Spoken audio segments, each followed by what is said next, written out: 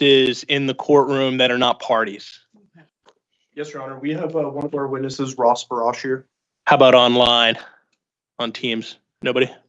There should be one of our witnesses online, Dr. Nadine Robertson. I'm not sure if she's connected yet. Okay. And Your Honor, we do have one extra witness besides the defendants, Brandon Natale, who is seated in the gallery. Are the parties invoking the rule? I would like to invoke the rule. Okay. Counsel? We would also like to invoke the rule. Okay, very well. Then I'd ask if all non-parties who may be witnesses in this matter could wait outside until which time you may be called. Thank you very much. And again, there's nobody online who's a potential witness? There should be one of our witnesses. Her name's Nadine Robertson. Ms. Robertson, are you on the line? Yeah. Okay. Yeah, she hasn't joined yet, at least. Thank you. We're here for an evidentiary hearing. This is a hearing pursuant to the court's order issued August 3rd that is on the interim request for relief in this matter. The court may have some thoughts regarding procedural issues and next steps in this matter at the conclusion of the hearing. But the court wanted to provide the parties with an opportunity to present evidence. And really what the court is interested in hearing today is regarding possession and ownership. The court doesn't view this as an opportunity for the parties to, and I hope the parties don't take this as an opportunity to disparage one another, but rather just to focus on the possession and ownership issues. The court's given 2 hours. I'm not sure it needs to take that long, but I'll provide the parties with that amount of time. And again, we can talk about next steps at the conclusion of the hearing. Is there, were the parties able to, I take it because the parties are here, they were not able to resolve the matter? Correct. That's correct, Your Honor. Okay, is there anything to take up before the court begins to take evidence today? I had two quick items to discuss. First, I was wondering if we could do a brief opening statement today. That would, you're able to use the time as you see fit, but that would come out of your time. Each side has 50 minutes, 50 minutes to present their case. Okay. And what was the second question? The second question was with our exhibits that we listed in the joint supplemental pre-hearing statement, defendants didn't raise any objections. So I was just wondering if I still have to move to admit the exhibits or whether the court is just going to take those exhibits as admitted. You'd have to admit those exhibits. Okay. Anything? Yeah. And Your Honor, I did want to mention that we did submit a late exhibit. It was the deposition, the preservation deposition that the court allowed. I've never had a preservation deposition, so I'm not quite sure how that transcript gets admitted into evidence, if it's just like regular evidence. Typically, if a witness is unavailable, and it sounds like there's not a dispute that the witness was unavailable for today's hearing, and it's a bench trial, not a jury trial, it would be a different issue if it was a jury trial. The court would typically, the court has seen stipulations in the past. I don't know if there's a stipulation to that deposition. I didn't see any objections to any specific questions. Yeah, we're fine with that exhibit being admitted. Okay, very well. So it sounds like that'll likely be admitted by stipulation at that time. Okay, thank you. Anything else? Because I don't want to take the parties' time. Again, they have 50 minutes each. And unless there's anything else, the plaintiff can proceed. Actually, I apologize, Your Honor. I do have one other issue. Yes. So it is an objection that we raised in the joint supplemental pre-hearing statement, and it was actually to defendants presenting any of the witnesses that they listed today, because it's our position that the defendants to date have not disclosed what any of their witnesses are going to testify to, as is required under Rule 26.1. And I have a copy of the defendant's most recent disclosure statement that I believe will show that they haven't given us a fair notice of what their witnesses are going to testify to. So I wanted to bring that up now before we proceeded. Thank you, Ms. Bundy. Your Honor, frankly, we're getting exhausted with these objections. We have provided all that the rule requires, which is a fair summary of what the witnesses are going to testify to. In this case, the witnesses are going to testify to everything related to the matter at hand. So I didn't have any specific subsets to list.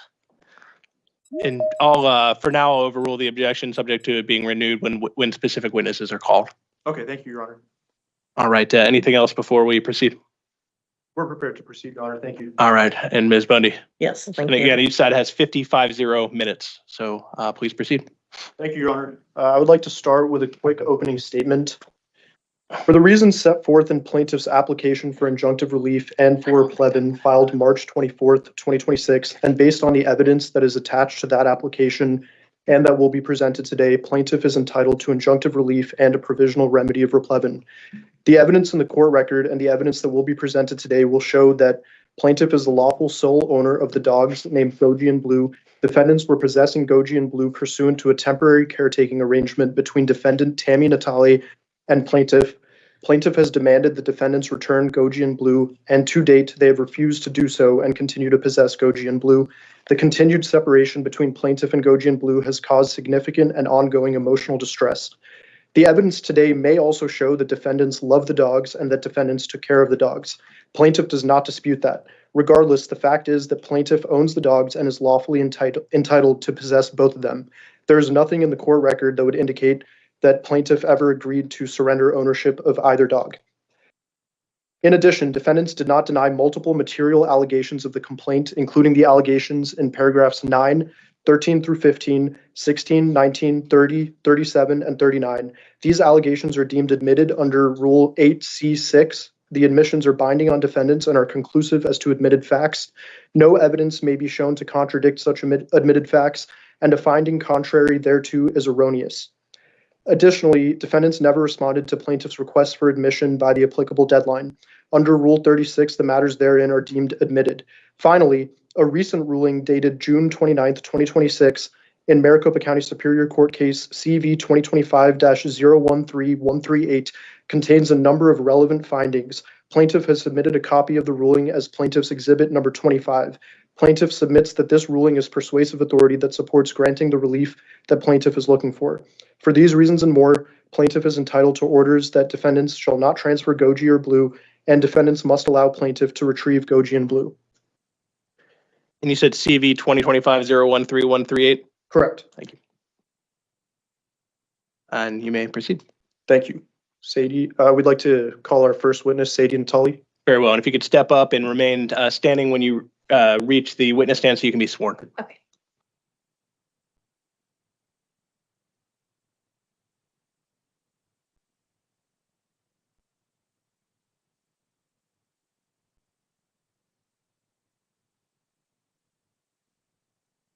Please raise your right hand. Please state your first and last name. Natale. You do solemnly swear the testimony you're about to give will be the truth, the whole truth, and nothing but the truth, so help you God? Yes. Thank you. Thank you. You may be seated. Thank you. Please be sure to speak into the microphone. Okay. Can you state your full name for the record? Yes, Sadie Natale. Is it true that you are the plaintiff in this action? Yes. Are you familiar with the defendants in this action? Yes. Who are the defendants in this action? Defendant Gail Natale is my grandmother. Defendant Tammy Natale is my mother. And defendant Anthony Natale is my father. Are you familiar with a dog named Goji? Yes, that's my dog. When did you acquire Goji? I acquired Goji from a former roommate of mine around February 2021. Where did you live when you acquired Goji? We lived in an apartment in Scottsdale, Arizona. And after you acquired Goji, did you move anywhere else other than that apartment? Other than that, I'm sorry, can you repeat it really quick? Yes, after you acquired Goji and lived in that Scottsdale apartment, did you move anywhere after that? After that, I had moved in with defendants back into their home. And then briefly after that, in July of 2022, I also moved in with a boyfriend around that time, and Goji came with me. And when you moved out of the residence with the defendants and brought Goji with you, did any of the defendants object to you taking Goji with you? No. Did any of the defendants at that time claim that Goji was not your dog? No. And where do defendants live? They live in Chandler, Arizona. Are you familiar with a dog named Blue? Yes, that's my dog. How did you acquire Blue? I acquired Blue in July 2023, and I acquired her in the purpose getting Goji a companion with the intended move to Texas. that was supposed to happen shortly after. Okay, I'm going to try to present Exhibit 1 here. Do I have to click Start Presentation? Yeah, you also need to issue your computer. Oh.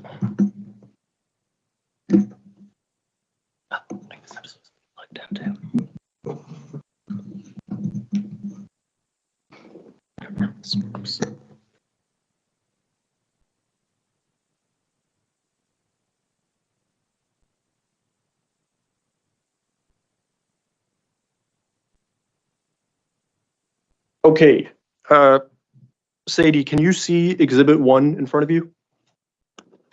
No.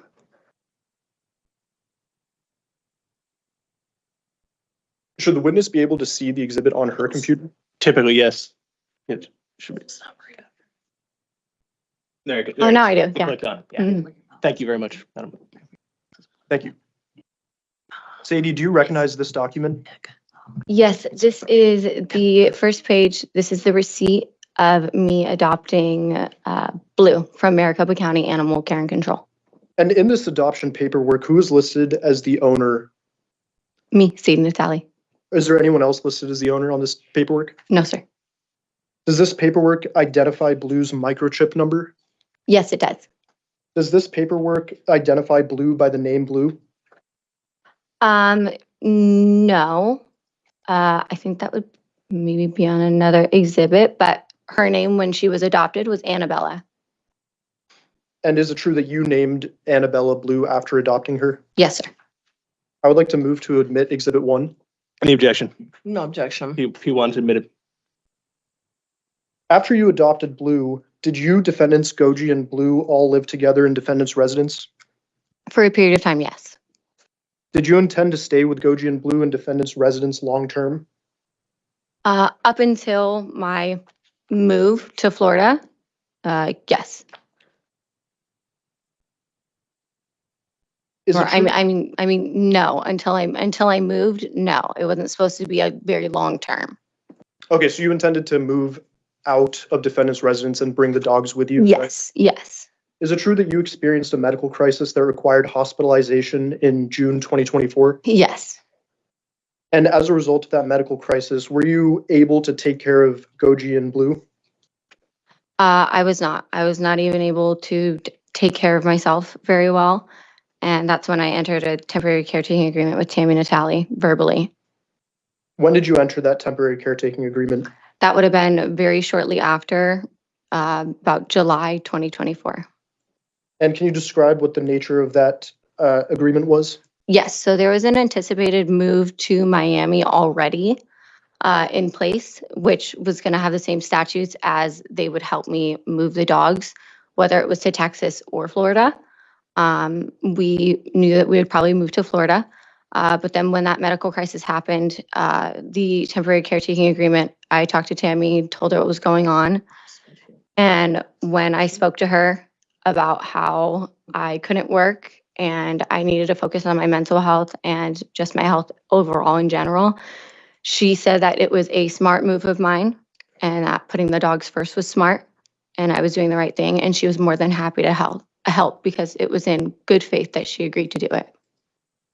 After you reached this temporary caretaking agreement with Tammy, has defendant Anthony Natale ever confirmed the existence of that agreement? He knew about the agreement because I would visit the Natale household and visit the dogs repeatedly when I was not living there.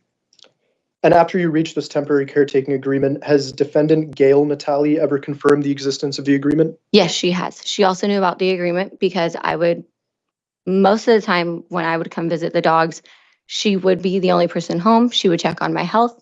She would even come visit, see how my health was going. And also on a phone call that I had with her when we had discussed what was going on after I had sent my demand letter. We had discussions about what was going on. And when I repeated to her the caretaking agreement, she verbally confirmed with me, yes, that's because your parents were worried about you. Did you read the complaint that was filed in this case on behalf of you? Yes.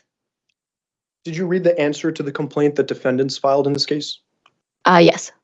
Do you recall that paragraph 16 of the complaint states, on July 24th, 2023, plaintiff adopted a dog named Blue from Maricopa County Animal Care and Control? Yes.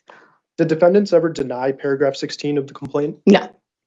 Do you recall that paragraph 39 of the complaint states that no defendant has any documentation of ownership of Goji or Blue? I'm sorry, could you repeat that? I Sure. thought, are the exhibits supposed to be in front of me? Or I'm just asking. you're asking? Okay. Do you recall that paragraph 39 of the complaint states that no defendant has any documentation of ownership of Goji or Blue? Yes. Did defendants ever deny paragraph 39 of the complaint? No.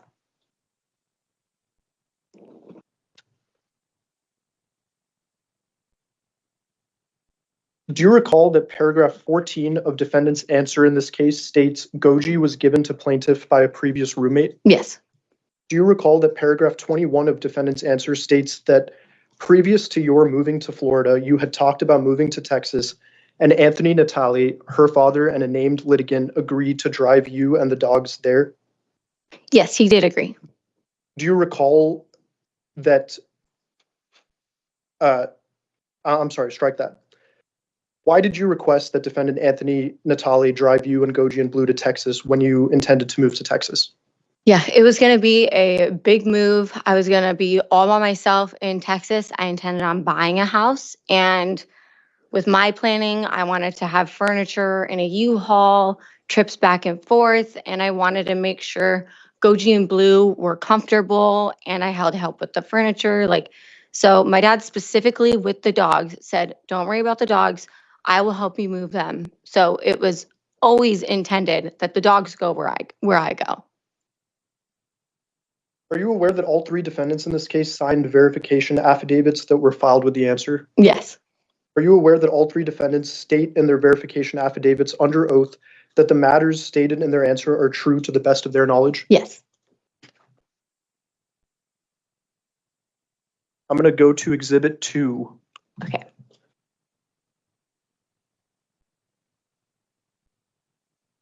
Sadie, do you recognize this document? Yes. What is this document? Yeah, this is microchip registration certification from Home Again Pet Recovery, microchip company. This would be for Blue. It has her birthday on there, her registered keeper, which is also a registered owner, Sadie Natale, my address, my email, and my phone number. Nobody else is listed. And do you see that the Bates label for this document is Natale 000034? Yes.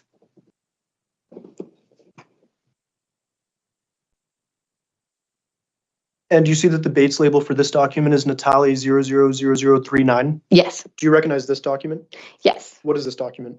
This is for my dog Goji. This is her microchip registration and certification.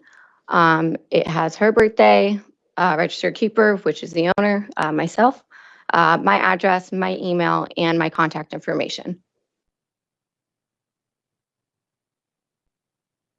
And do you see that this document is Bates labeled Natale 000036? Yes. Can you tell me what this is?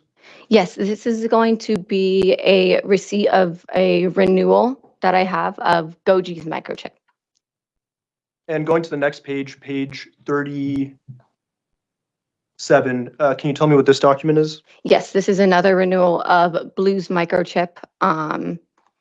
Subtotal coming to $50. So I renewed both of their microchips while they were in possession of defendants. Last time I renewed it was October in 2025.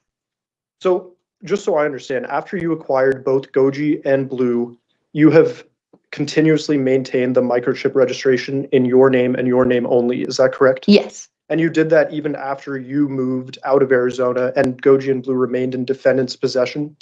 Yes, specifically so that if anything were to happen, they were to ever get out, I as the owner would be contacted. Thank you. I'd like to move to admit Exhibit 2 into evidence. Any objection? No. P2 is admitted. I'm going to move to Exhibit 3. Sadie, do you recognize this document? Yes, I do. Can you read the first line in that body? Yes, it says, please